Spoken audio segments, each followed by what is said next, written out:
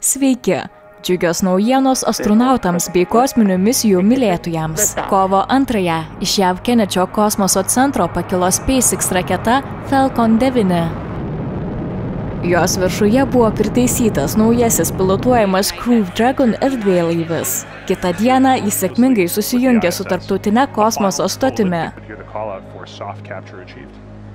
Šiuo erdvėlaiviu skrido žmogaus dydžio manekenas vardu Ripley.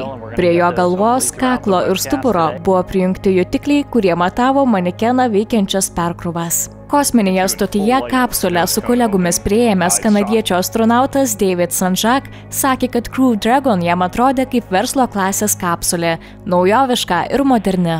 Ir nors jam tai buvo svarbus ir jaudinantis įvykis, teko susikaupti, kad atidarant liuką nepadarytų klaidų. Šis bandomasis skrydis turi didelę reikšmę.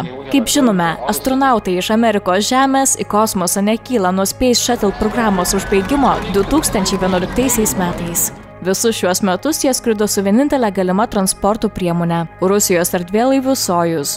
Tad amerikiečiai, europiečiai ir kitų šalių astronautai yra priklausomi nuo Rusijos monopolio. Privačios kompanijos SpaceX ir Boeing vykdančios NASA užsakymą tai pakeis. Kol kas panašu, kad geriau sekasi Elonui Muskui, nes Crew Dragon erdvėlaivio bandymas sėkmingas. Kovo 8 dieną kapsulė atsiskyrė nuo stoties ir sėkmingai sugrįžo į Žemę. Jie atlaikė karštą atmosferos pasipriešinimą ir 4 parašiutų pagalba saugiai nutūpė ant vandenyno. Tiesa, šiais metais planuojamas ir erdvėlaivio Boeing Starliner bandymas. Iki šiol Europos ir kitų šalių astronautams, besiruošiantiems skristi į tarptautinę kosminę stotį, tenka mokytis rusų kalbos. Tikėtina, kad ateityje to daryti nebereikės. O Rusijos Sojuz erdvėlaivis bus pakeistas amerikietiškais Crew Dragon ir Boeing Starliner. Pirmuosius 2 astronautus SpaceX į tarptautinę kosminę stotį ketina skraidinti jau šių metų Liepą.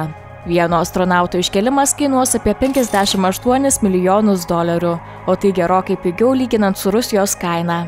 Iki šiol už vieno JAV astronauto iškelimą į kosmosą su Sojuz erdvėlaiviu amerikiečiams tekdavo pakloti daugiau nei $80 milijonų. Gali būti, kad atsiradus konkurencijai, Rusija sumažins kainą.